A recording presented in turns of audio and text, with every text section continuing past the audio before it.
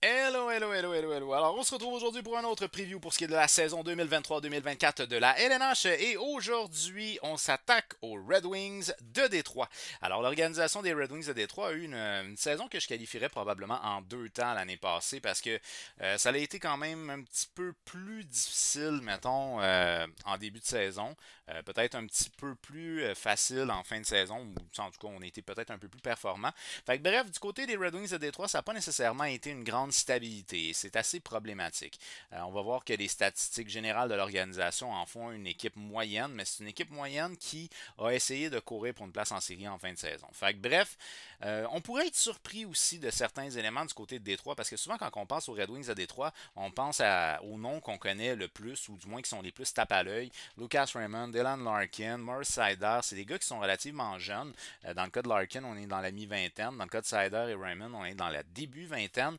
Mais dans les faits, l'organisation des Red Wings n'est pas si jeune que ça. Puis il y a quand même beaucoup de joueurs qui sont dans leur prime. Peut-être même certains qui sont dans la trentaine avancée. Fait que c'est une organisation qui devrait gagner là tout de suite maintenant. Et je ne sais pas à quel point est-ce que c'est une structure, c'est une organisation, c'est un groupe qui va faire les séries, ou du moins qui a les éléments pour faire les séries éliminatoires. Alors bref, pour ce qui est de la saison 2022-2023, ben, ça va marquer entre autres la fin de l'expérience de Philippe Zadina du côté de Détroit. Alors pour ce qui est de Philippe Zadina, il va aller continuer sa carrière. Du côté de San Jose, un total de 7 points en 30 matchs, c'est un petit peu décevant, disons, au niveau du développement. Mais bon, il y a beaucoup de joueurs qui ont quitté. Il y a vraiment beaucoup de joueurs qui ont quitté Détroit. Là. On pense entre autres au gardien Nedeljkovic, à le défenseur Jordan Osterley, le défenseur Robert Hagg, aussi ben, l'attaquant Dominique Kubalik là, dans la transaction de Brinket.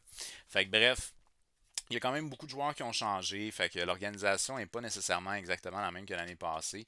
Le manque de stabilité peut peut-être faire mal à moyen long terme. Alors, on revient bien évidemment avec le directeur général Steve Yzerman, un joueur légendaire pour ce qui est de l'organisation du Michigan, avec l'entraîneur-chef Derek Lalonde. Derek Lalonde qui était à sa première saison l'année passée avec les Red Wings de Détroit, et ça a été coup-ci, coup-ça.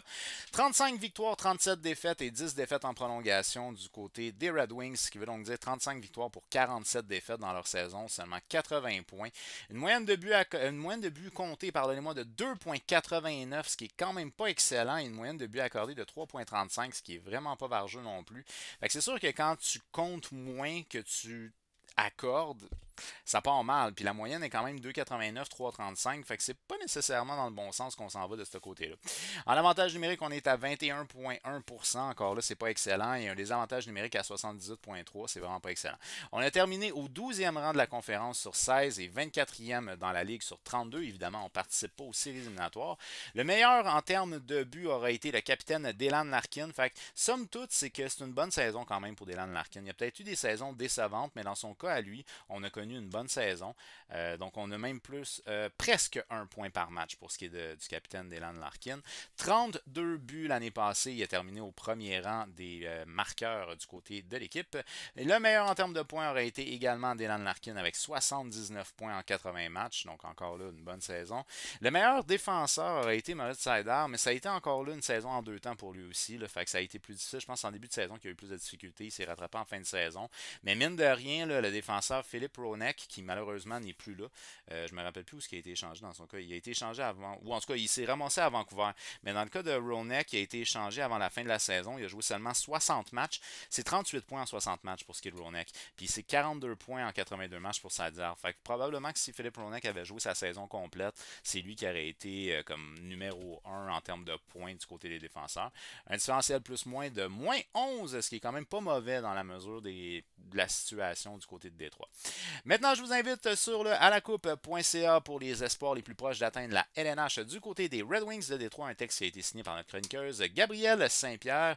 Alors, vous allez retrouver non pas 3, mais 4 espoirs qui sont à surveiller pour la saison cette année ou la saison prochaine sur le site alacoupe.ca. Ici, on va en regarder seulement que 3. Alors, on va commencer par le défenseur Simon Edvinsson, un défenseur de 20 ans. Choix de première ronde en 2021 pour ce qui est d'Edvinsson. C'est peut-être celui qui est le plus proche de la LNH en ce moment, ou du moins à mon humble avis. 52 matchs dans la Ligue américaine l'année passée, 5 buts, 22 assists pour 27 points. C'est un défenseur qui est un défenseur essentiellement physique et agressif. Fait que c'est un défenseur qui va aimer utiliser son gros gabarit, 6 pieds 4, 198 livres. C'est un gars qu'on pourrait voir dans la LNH de cette année, advenant que blessure il y a, advenant que performance il y a. Mais c'est un gars qui ne devrait pas théoriquement commencer l'année. Mais encore là, au moment de tourner ma vidéo, les camps d'entraînement ne sont pas commencés. Peut-être qu'il va vraiment buster le camp d'entraînement puis qu'il va faire l'équipe bang.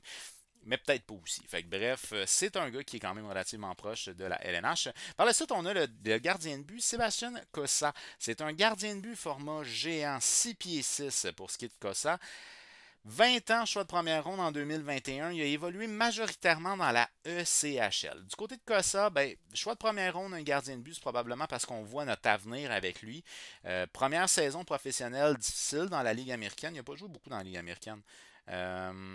3 matchs dans la Ligue américaine, une moyenne de buts accordés de 5,57, une efficacité de 783.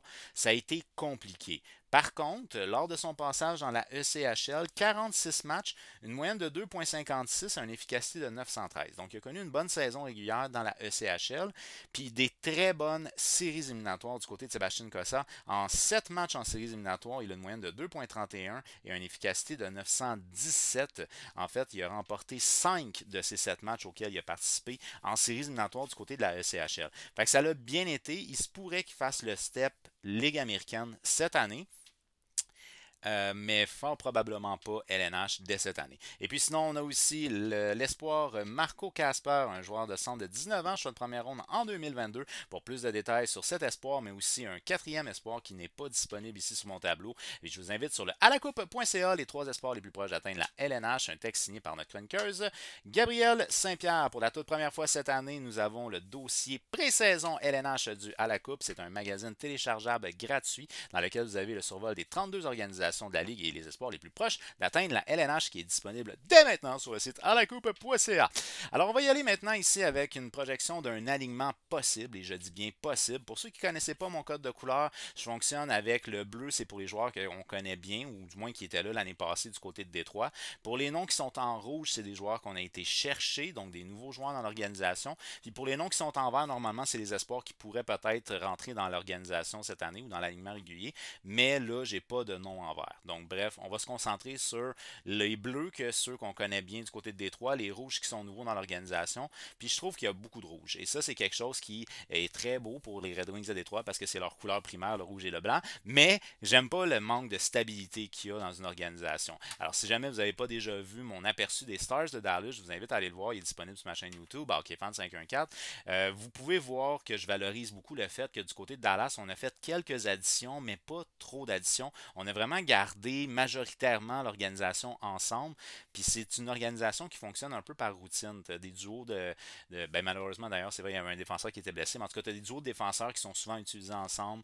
Tu as des trios qui sont souvent utilisés ensemble. Donc les gars se connaissent bien, ils se reconnaissent facilement sur la patinoire. C'est moins le cas du côté de Détroit. On joue beaucoup avec nos trios. Puis là, on a rajouté des joueurs qui fait que d'après moi, on va encore avoir un manque de stabilité du côté de Détroit.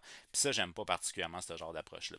En termes de première ligne, moi, je me suis dit, là, fuck it, on y va. Je comprends que David Perron rend de fiers services du côté de Détroit, mais j'y vais avec Lucas Raymond. Je veux voir Lucas Raymond avoir des grosses minutes de jeu. Âgé de seulement 23 ans, Lucas Raymond a connu une saison correct, 45 points, 74 matchs, quand même pas mauvais, mais on pense qu'il y a un potentiel plus élevé que ça. Alors moi, je veux qu'il joue avec le joueur qui a peut-être les capacités offensives les plus poussées dans l'organisation. Ben en fait, ouais, Dylan Larkin, qui d'après moi est peut-être un petit peu en avance du nouveau Alex DeBrincat. Mais en tout cas, Dylan Larkin n'a pas besoin de personne pour se faire produire, il produit lui-même. 79 points en 80 matchs l'année passée. Je pense que de faire jouer le capitaine avec le jeune Lucas Raymond est une excellente option. Et par la suite, j'ai rajouté Alex DeBrincat qui nous arrive du côté de Ottawa. Pour ce qui est d'Alex DeBrincat, il ne voulait pas continuer sa carrière du côté d'Ottawa. Fait que là, on lui donne la possibilité de pouvoir avoir un autre journée ailleurs. Mais il n'est pas tellement vieux. 25 ans, là, il est quand même relativement jeune encore. 66 points en 82 matchs l'année passée pour ce qui est d'Alex DeBrincat.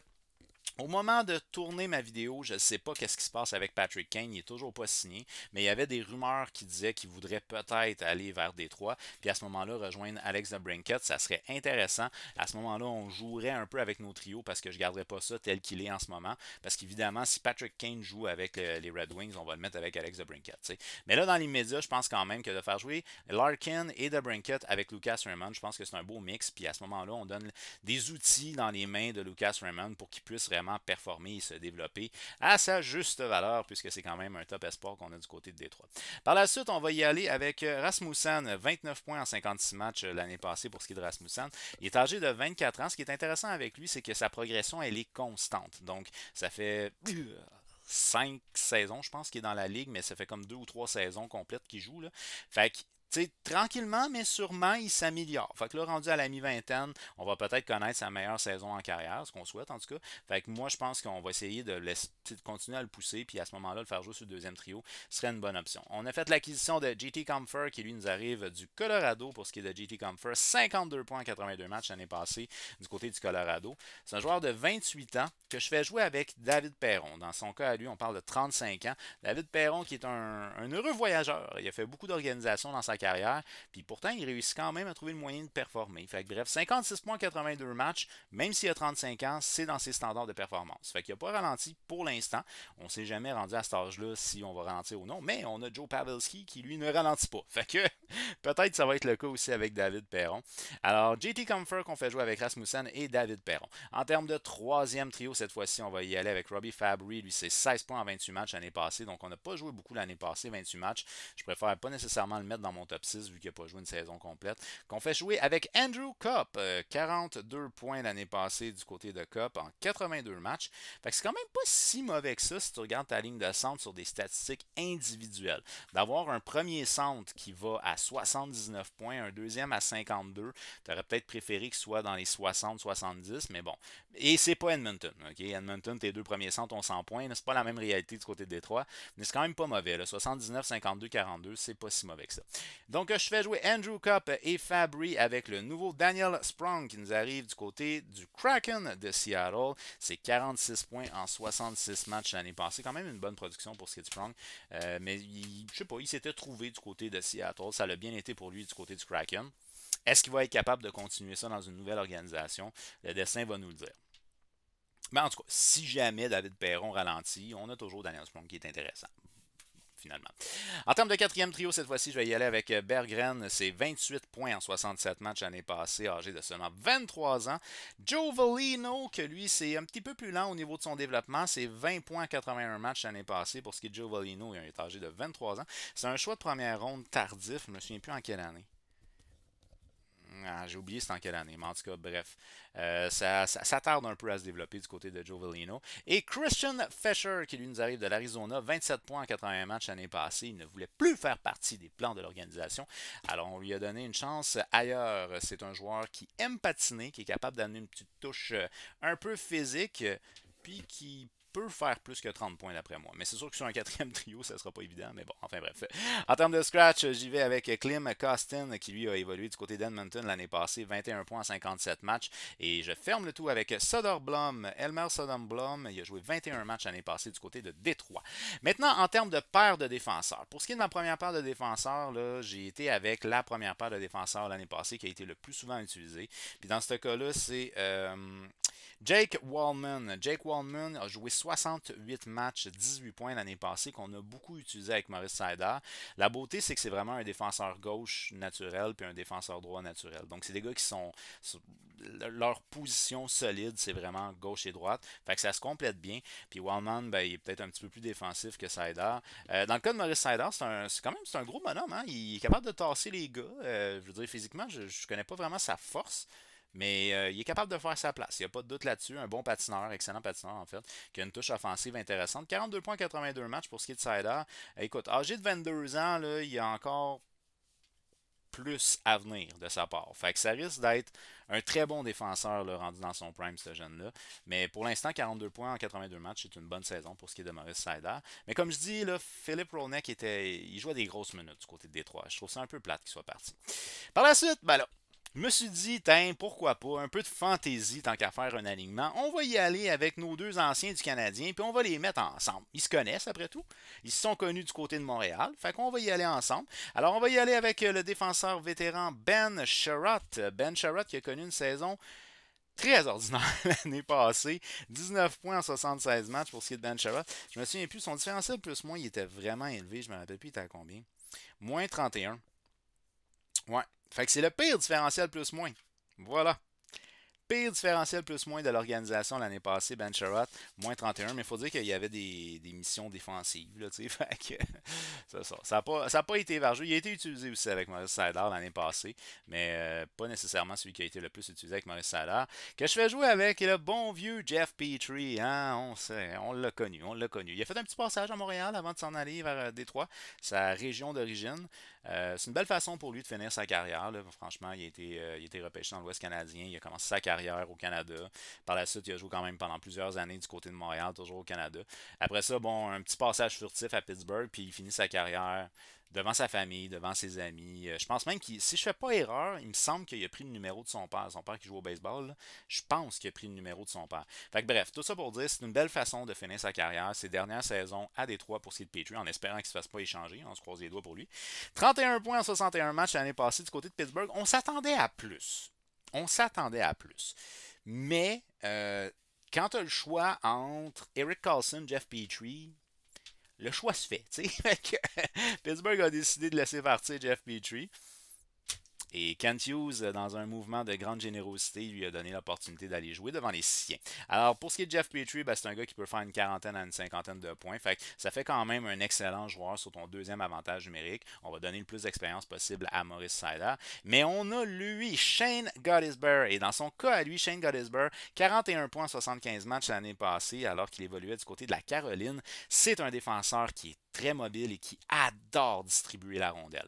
Fait que s'il advienne qu'on a... Bon, première des choses, en termes de vague d'avantages numériques, Gottisbehere peut être utilisé en avantage numérique. Donc à ce moment-là, on pourrait avoir deux défenseurs plus offensifs sur une de nos vagues d'avantages numériques. Mais advenant qu'on a un Petrie qui est décevant, ben on a un Gottisbehere qui peut faire partie de ton avantage numérique du côté de Détroit. Alors ça, c'est une addition qui est intéressante. Et Justin Hall, lui, qui nous arrive du côté de Toronto, un défenseur clairement plus défensif. 18 points en 80 matchs pour ce qui est de Hall l'année passée. Et on ferme le tout avec le vétéran Holy Mata. 23 points en 78 matchs l'année passée du côté de Détroit. Maintenant, au niveau des gardiens de but, on a eu quand même du changement. Encore une fois, c'est pas nécessairement quelque chose que j'adore, mais là, on a deux gardiens de but qui ont quand même eu beaucoup d'actions l'année passée. Puis ça, c'est peut-être quelque chose qui est intéressant. Bon, je crois, de mon humble avis, qu'on va retourner avec comme partant Ville Husso. Donc, c'est lui qu'on avait comme partant l'année passée. Pour ce qui est de Ville Husso, c'est une saison qui est quand même pas mauvaise dans la mesure des choses. Puis, ça a été clairement la saison qui a été le plus occupée. C'est la saison qui a eu le plus de matchs. Ville Husso, il est âgé de 28 ans. Il évoluait anciennement du côté de Saint-Louis, mais il n'était pas nécessairement le partant du côté de Saint-Louis. Fait que bref, 56 matchs l'année passée pour Ville Husso, 3,11 de moyenne, 896 d'efficacité. Comme je dis, c'est quand même pas mauvais dans la mesure des choses. T'sais. Par la suite, on y va avec le gardien de but d'expérience, James Reimer, qui lui a évolué du côté de San Jose l'année passée. 43 matchs, 3,48, 890. Il a connu une réalité assez difficile lui aussi en tant que gardien du côté de San Jose. Fait que c'est ce qui m'amène à croire qu'on opte probablement pour avoir un tandem du côté de Détroit. Et on a été chercher quand même un bon plan backup advenant que. Et j'appelle Alex Lyon. Donc Alex Lyon, c'est un gardien de but qui roule sa bosse tranquillement mais sûrement. Ligue américaine, Ligue nationale. C'est un gars qui est début trentaine. Puis il n'a jamais vraiment complètement fait sa place LNH, mais tu sais, il n'est pas tant mauvais. 15 matchs l'année passée dans la Ligue nationale pour Alex Lyon du côté des Panthers de la Floride. 2,89 de moyenne, 912 d'efficacité. Puis tu vois, dans la Ligue américaine, il avait joué quand même 23 matchs, 2,43, 910. Fait qu'il y a quand même une bonne efficacité autant au niveau de la Ligue américaine qu'au niveau de la Ligue nationale. Fait que honnêtement, ça va être un bon plan au cas où il y aurait des blessures. Alex Lyon peut quand même être un auxiliaire dans la LNH, mais je pense quand même que l'interprétation que j'en fais, c'est qu'on va peut-être opter plus pour un tandem Uso-Reimer et advenant blessure, on va y aller avec un partant soit Uso-Reimer puis auxiliaire Lyon. Fait que c'est à peu près ça que moi je comprends. Et là, je vous ai parlé tantôt du jeune gardien de but Sébastien Cossa. Dans son cas, à lui, j'espère qu'il va jouer dans la Ligue américaine puis qu'il va s'améliorer. Parce que ça a été tough les 3 matchs, mais 3 matchs, c'est pas une saison complète.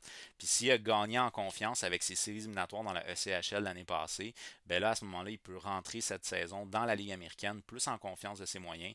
Puis c'est probablement le gardien de but d'avenir du côté de Détroit. Il y a encore beaucoup à développer de son côté à lui, mais on aimerait ça que ce soit notre gardien de but d'avenir du côté de Détroit.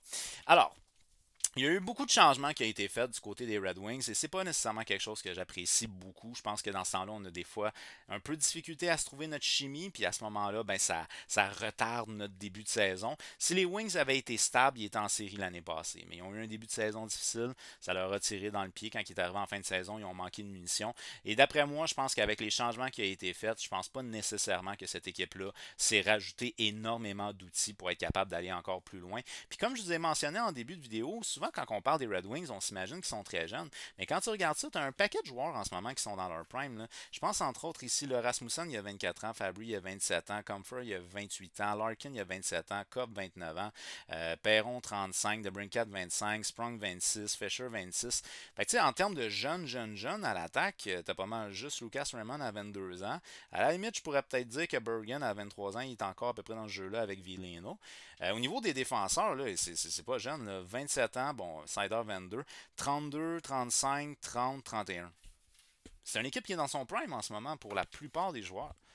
Fait que d'après moi, c'est une organisation qui devrait finir dans les bas-fonds de la division ou de la conférence de l'Est et de la division Atlantique. Si j'avais à prendre un pari pour un combat qui va finir dans les deux derniers, j'opterais pour les Red Wings puis le Canadien de Montréal. Pour ce qui est de la division Atlantique, j'entends bien entendu.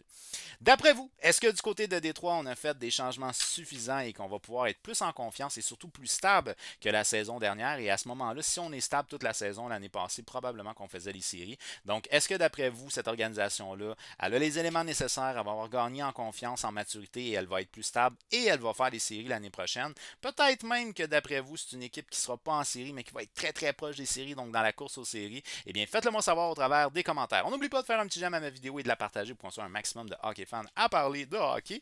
Et je vous invite, en vous abonnant, à activer la petite cloche parce qu'il y a d'autres previews qui s'en viennent pour la saison 2023-2024 de la LNH. Un grand merci d'avoir regardé cette vidéo et on se revoit très bientôt.